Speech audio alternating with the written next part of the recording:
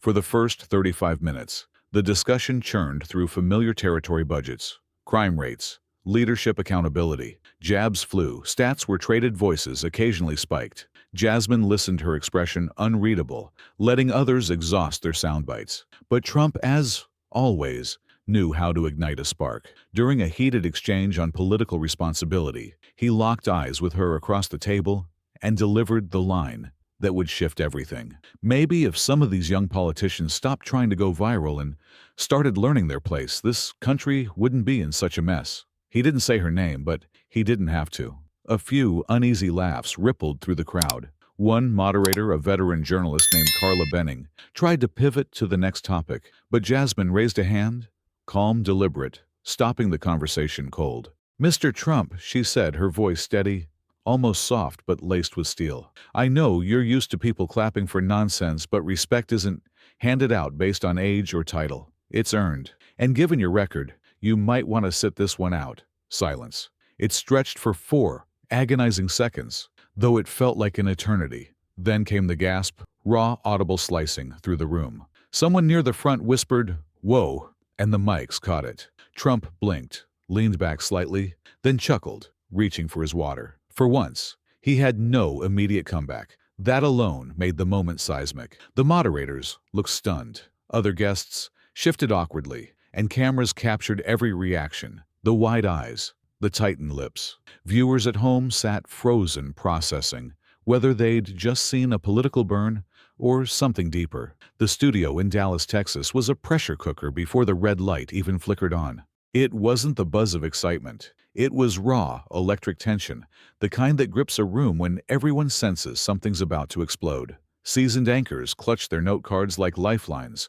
Producers barked sharp hand signals behind the cameras, and a carefully curated audience fidgeted, half of them perched on the edge of their seats. It was just past 8 p.m., a national town hall event, airing live across multiple networks. No teleprompters, no safety nets. On one side of the polished round table sat former President Donald Trump, flanked by 2 conservative analysts, his presence commanding as ever. Across from him, a small group of Democrats, including Representative Jasmine Crockett of Texas, sat poised but quiet. She wasn't here to make noise for noise's sake. She was here to speak when it counted. Within seconds, the exchange was all over Twitter. Clips with dramatic music overlays and memes exploded online. Some called it the moment Gen Z found its voice in Congress. Others decried it as disrespectful, performative. But no one could ignore it. Back in the studio, the show stumbled forward. Immigration, education, national security. But the air had changed. Jasmine sat taller, unflinching. Trump seemed just slightly off-kilter enough to notice. The audience felt it. Camera operators felt it. This wasn't manufactured drama. It was raw, unplanned, a flashpoint. And whether you cheered or jeered, something had shifted. By the time the broadcast ended, Jasmine Crockett's name trended across 6 platforms. People who missed the live airing scrambled for clips. Cable networks interrupted programming to replay the exchange. Podcasts dropped emergency episodes.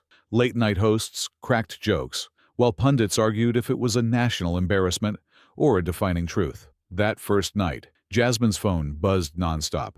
Friends, family, old law school professors, even numbers she didn't recognize. Most messages were supportive. Some were ugly, with veiled threats and coded hate. Screenshots of rage-filled comments circulated online, but something else lingered in the air. Not just viral, but seismic. By 6 a.m. the next morning, the clip hit 11 million views on TikTok and X. By 8:30, CNN booked her for prime time. By noon, think tanks published reaction pieces, one praising her for flipping the power script, another accusing her of grandstanding.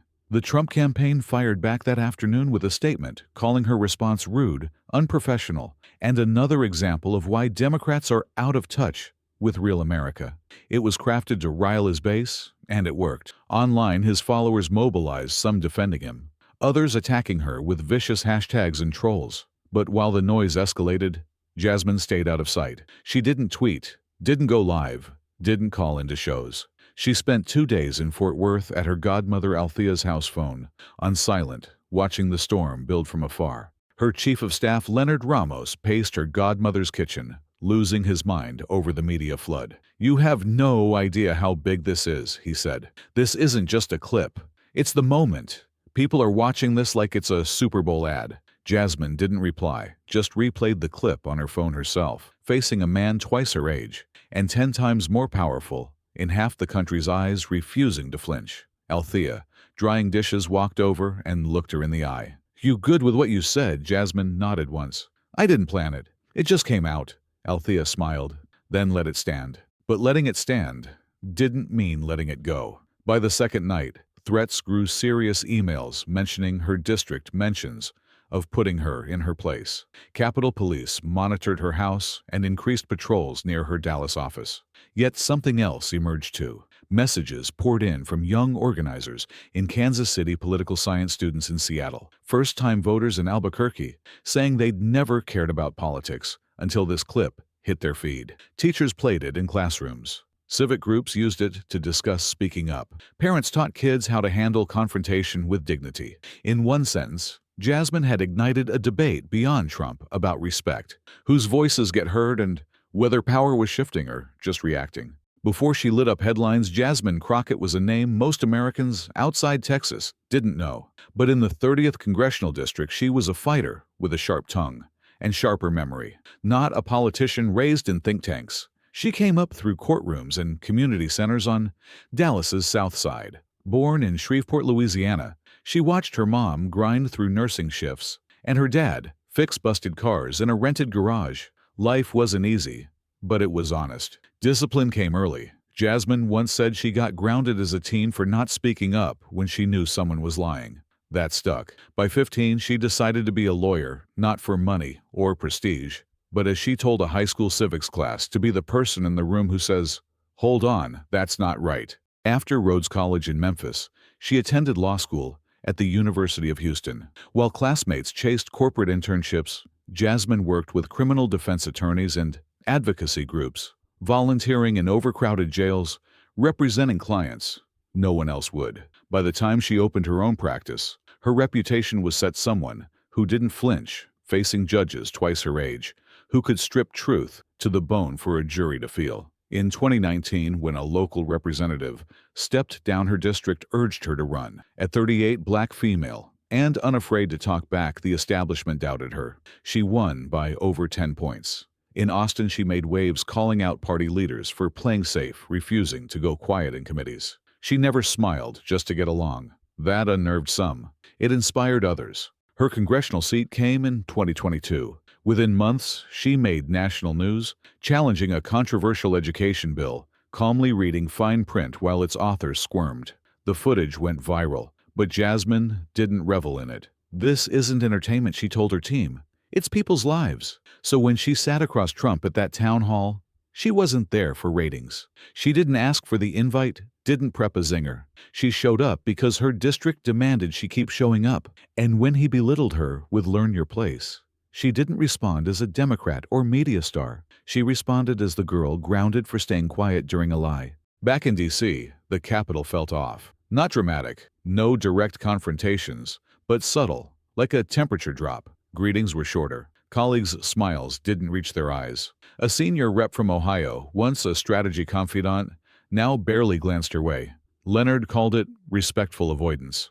"They're not coming for you," he said, walking through an underground tunnel, "but they don't know what to do with you either." Jasmine didn't respond. She was used to being underestimated. Now they saw her, and that made her dangerous. In a closed-door policy meeting in the Cannon House office building, tension simmered. Halfway through, Representative Neil Camden from Nebraska smirked too wide. "Maybe we'd make progress if folks weren't more focused on going viral than writing policy." A few chuckled. Some avoided eye contact. Jasmine blinked. "Is that directed at me?" Camden shrugged. "Just a general observation." She let silence hang, then said flat, "You want to talk substance? Let's start with your farm subsidy line item in last session's Veterans Bill. Care to explain?" Breath caught in his throat.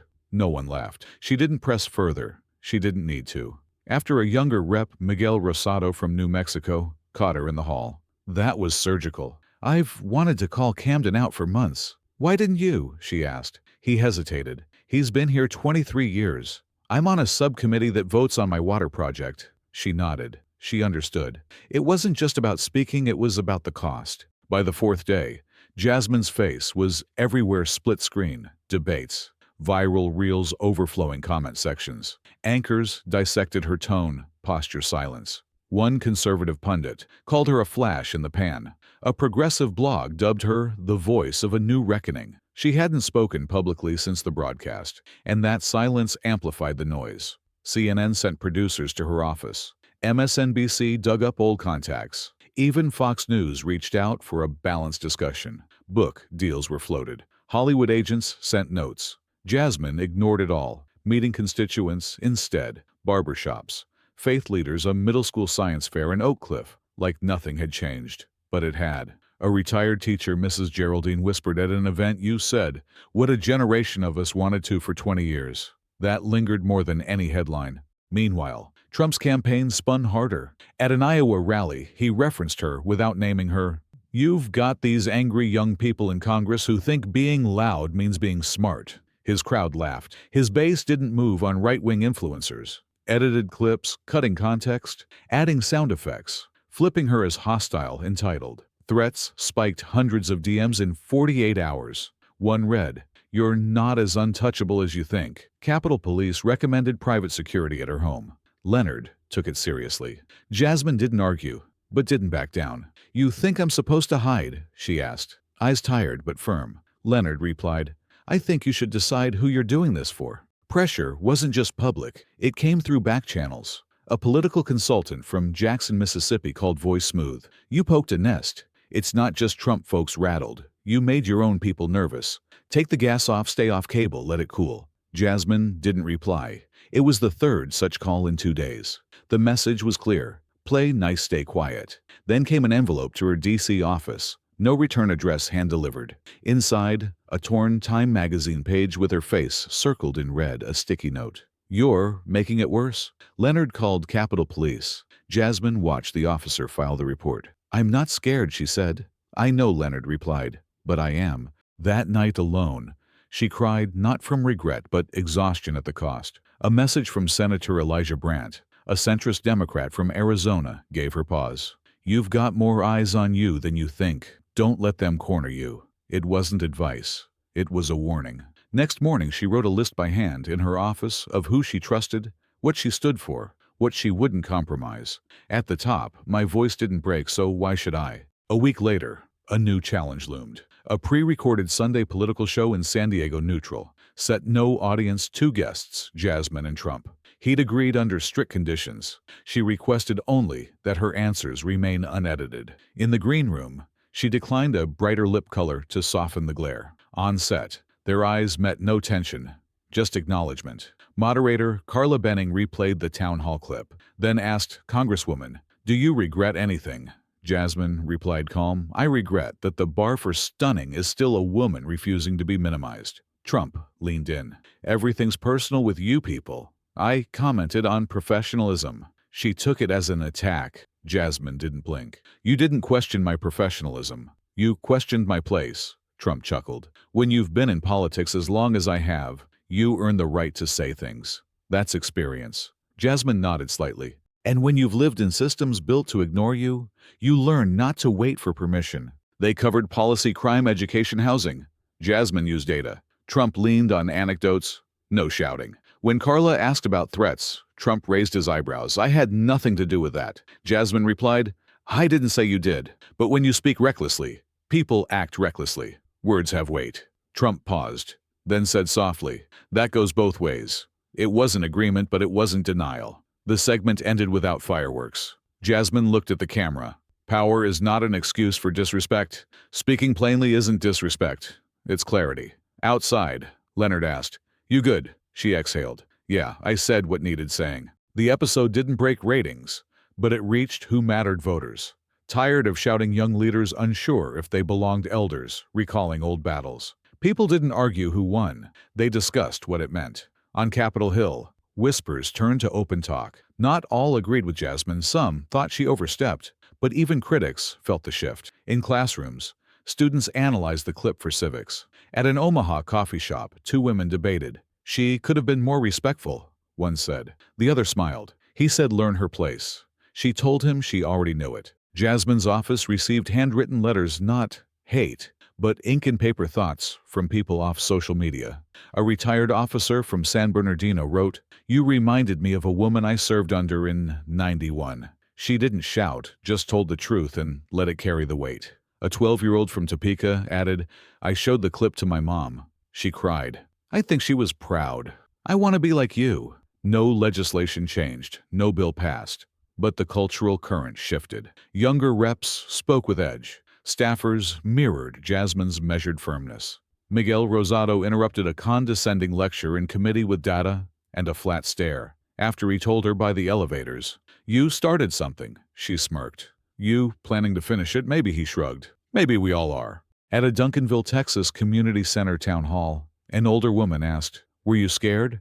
Jasmine leaned on the podium. "I was aware of what happens when someone like me speaks directly in a room built to make you feel small. But that awareness didn't mean silence. It meant speaking carefully." She held up a hand as applause started. "I don't want to be remembered for a comeback. I want consistency." That moment wasn't performance, it was protecting dignity. Later, young volunteers approached not for selfies, but to ask how to stay involved. A 19-year-old political science student said, "Sometimes I feel nobody wants people like me in those spaces." Jasmine didn't sugarcoat. Sometimes they don't, but the rooms don't belong to them. They belong to the people. And the people don't need perfect, they need present. That night in her apartment, she sat by the window with a glass of water, pulling out her list. My voice didn't break, so why should I?" She added, "Let them talk. I'll keep working." No theatrics, no stunts. She kept showing up, asking hard questions, listening to those without networks or staff, just stories and needs.